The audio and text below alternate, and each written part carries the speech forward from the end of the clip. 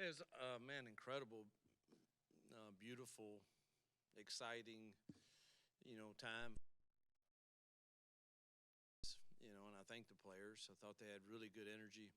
We don't know what we're doing yet or how to do it, but they certainly brought a great energy to practice one. If we can repeat that for the next 14, we will absolutely get better. Um, but man, I don't know. It was just obviously when you start fall camp, there's a different level of excitement. But probably this is one of the day ones of spring ball in a long, long time. I felt a sense of that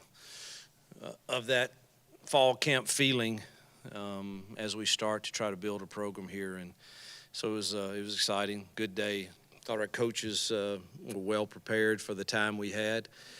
In the future, I'd like to have a little longer time for them to be with our strength staff and us to have a little downtime in February before we jump right into the grind of spring ball. But that's the schedule we have, and I thought we were well prepared, and I thought practice went smooth. And obviously, man, that's a beautiful, beautiful spot to hold a practice, and we're thankful to all of our boosters and our Own to Victory people and all the people that contributed to this wonderful facility. It was a really, really, really nice evening. So obviously, it's hard for me to judge exactly what was good and wasn't, because we were trying to set the tempo and running around and until I see the film, but was pleased with the effort for sure.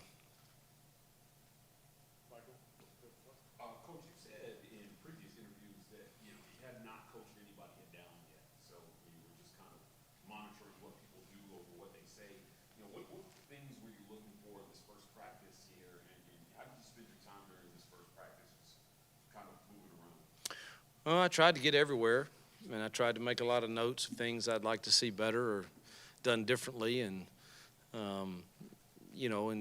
and be a part of kind of every group at some point during the practice. And we got a ton of reps in.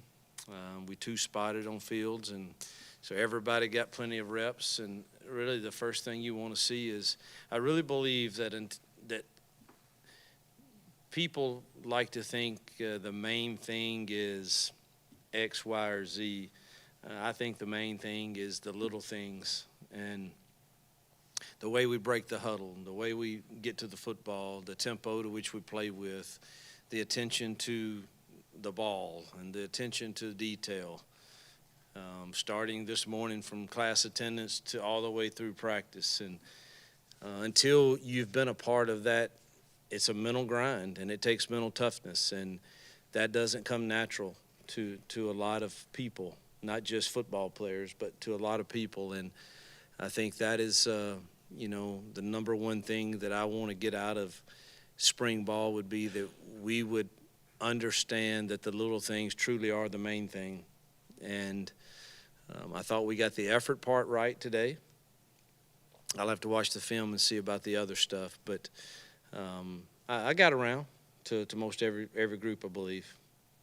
You can state your name and affiliation too. I call you back, far back, right? Ryan Hennessy, NBC 13 in Birmingham. Coach, this isn't your first practice as a head coach. When you went into today, did you exceed expectations? I know you can't take a lot from today, but what did you think going into today? And now that you just got off the field, how do you feel about this team so far? Whew, man, I don't want to be vague. It's just hard to, with one practice without pads on, for me to I don't want to say something that's inaccurate. I loved our energy.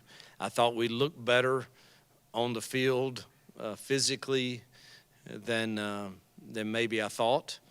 I thought we showed good burst. I thought our quarterbacks threw some decent balls at times, and other times where our mechanics were really bad. But I kind of expected that, and we've got to coach that throughout the 15 days. But if they'll keep giving the same energy and effort that they gave today, we'll get better throughout spring. And so I'm leaving today's practice feeling very positive and optimistic. Front row, Jason. Jason Caldwell, Auburn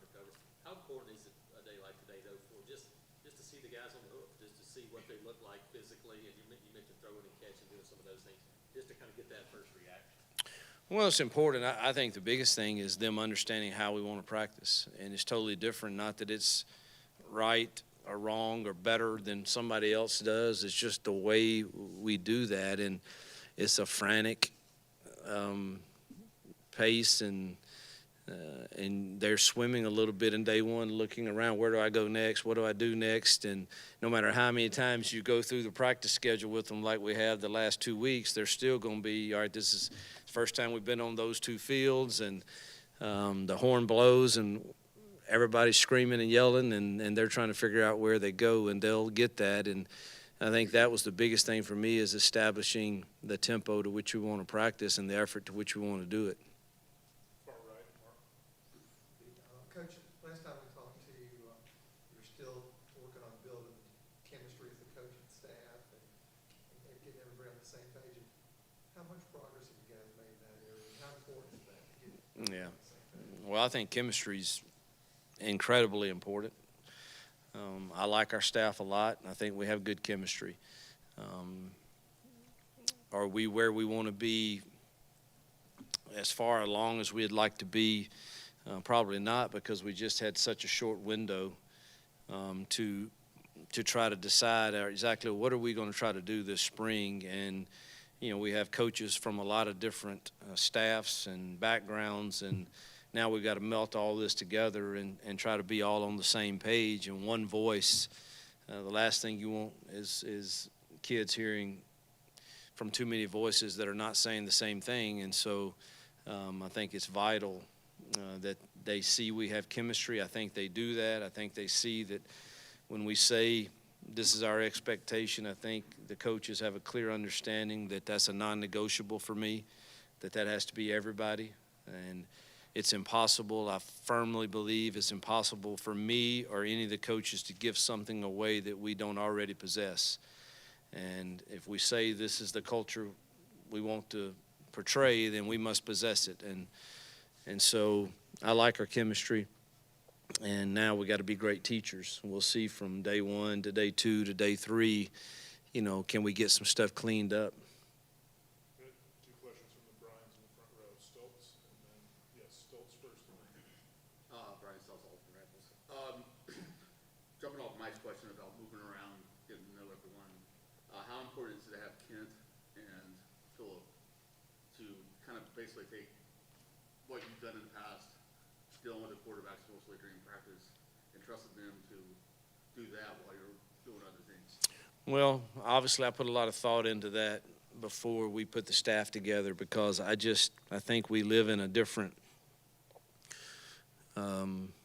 day and time for college football, and the days of me just sitting there and coaching quarterbacks and just calling all the plays. I think there's so much more that's needed right now to try to manage your own roster, to recruit, and to manage the culture. And to have, Phillip and Kent in the meeting room. He can't coach on the field yet. I hope that passes. But to have him in the staff room, in the planning part, he's been with me a long time and knows, the expectations. And when I'm not in the room, I feel very comfortable with both of those guys, and that's given me freedom to recruit like crazy, to get on the phone at practice with top guys, and just put extra effort into that. And I think that's going to be invaluable for us to have those two guys who I trust a lot offensively.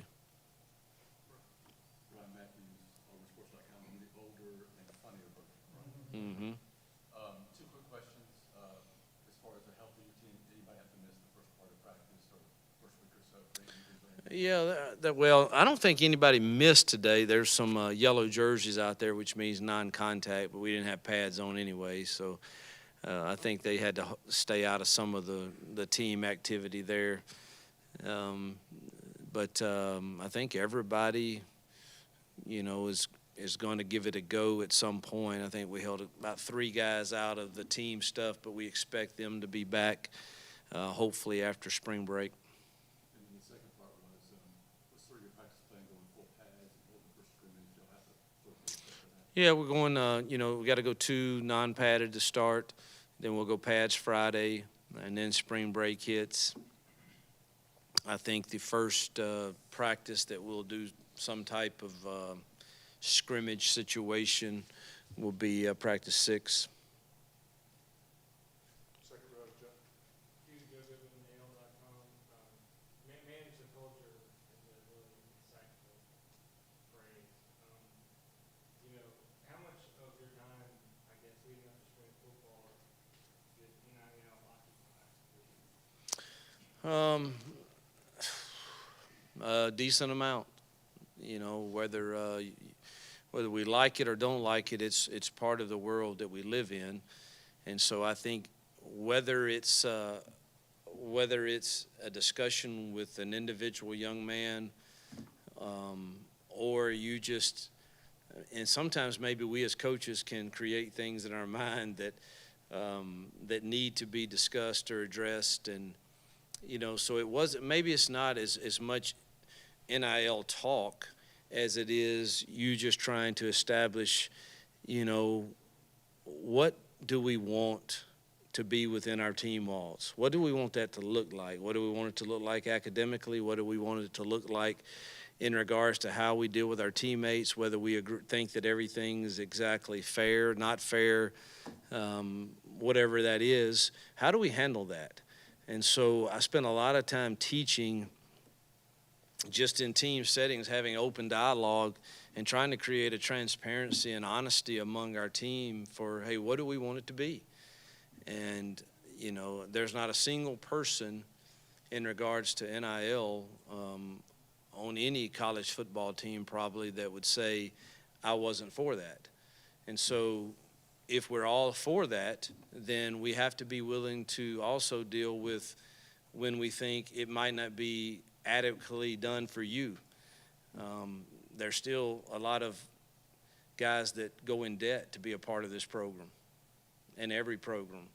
And, you could trade seats with them if you'd like to, and obviously nobody would. And so I'm just I want our young men to try to operate out of an attitude of blessing and not entitlement.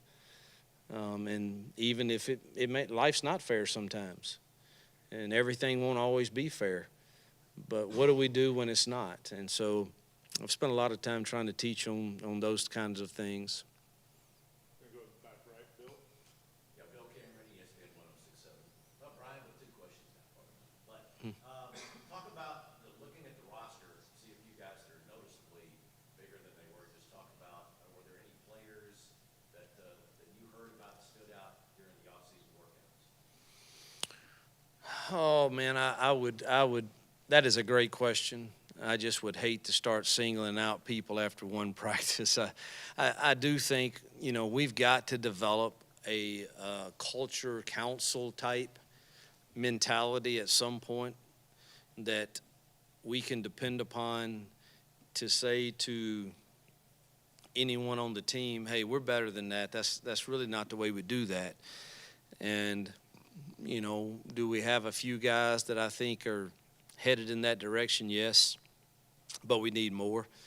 But that's mostly every time you take over a program and you start changing the way you practice, the expectations,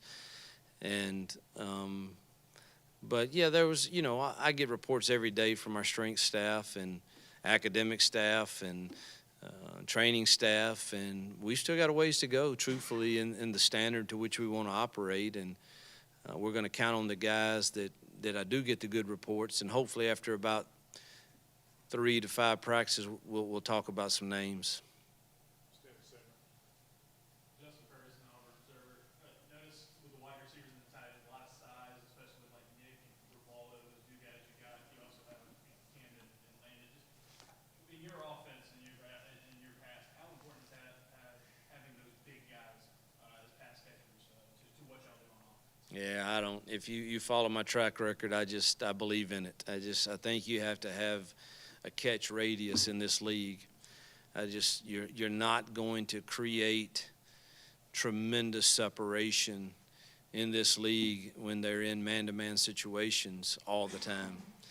And so what happens when that's the case, we can't just decide we're going to be a scrambling team when that happens. If you get a one-on-one and the ball is correctly placed, really good receivers that have some catch radius, I've seen with my own eyes are able to make plays and it be really, really advantageous to an offense. So I think at the tight end position and at the wide receiver position, particularly the outside guys, to have some length is very beneficial. We'll take a couple more. I've got one far back. Hey, Coach, David Hoffman, CBS Sports Team Birmingham. What do you like about this group of quarterbacks that you have, and what do you think maybe are going to be some of the biggest challenges? I thought TJ, I thought Robbie and Holden all are, I think they're hungry. I think they want to be taught. They want to learn a different way. They want to learn a different system. And I think they all have been like a sponge and saying, just help me, Coach. Just, I want to get better. I want to be the guy. And obviously they're all a little different. And we've got to figure out, to play to the strengths of those guys. But at some point, all three will have to be the guy. You're going to have to lead the football team and lead not only on the field, off the field, and in the locker room, decision-making, accuracy, taking care of the ball, all of those things. But to this point, the thing I've really liked is it's just, man, if the meeting's at 2:30, they're there at 2:15 saying, can we start early? Can we go? And they're wanting to learn. Far right, Michael. Michael Gibbons, World Report. Coach, can you talk about the feedback process this spring and how players are going to receive feedback in real time, how they're doing and understanding where they stand? Obviously, players have a limited amount of time to make an impact in the spring. And you got to narrow down reps so you can make sure that you're concentrated on your guys who are going to be your guys. How's that feedback being given? How are you guys narrowing down these races?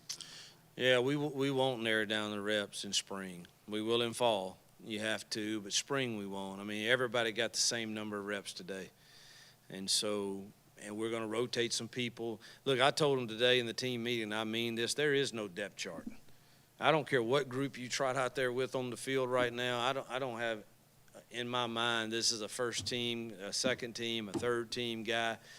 You're going to get the reps, and we're going to rotate different people in with this group that runs out there and grade every single rep of it and kind of figure out where we are after spring. But really believe that everybody's going to get equal reps this spring and develop some depth at least before we decide kind of where everybody is in the pecking order of depth charts. Real quick, Coach, how will that affect how you run day then in terms of Yeah.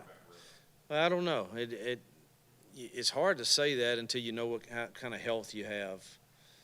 I think the best format I've ever done is if you're healthy enough and you really want to create good-on-good competition, you just put the offense against the defense and you walk in the stadium and on the scoreboard is defense 24 and offense 0.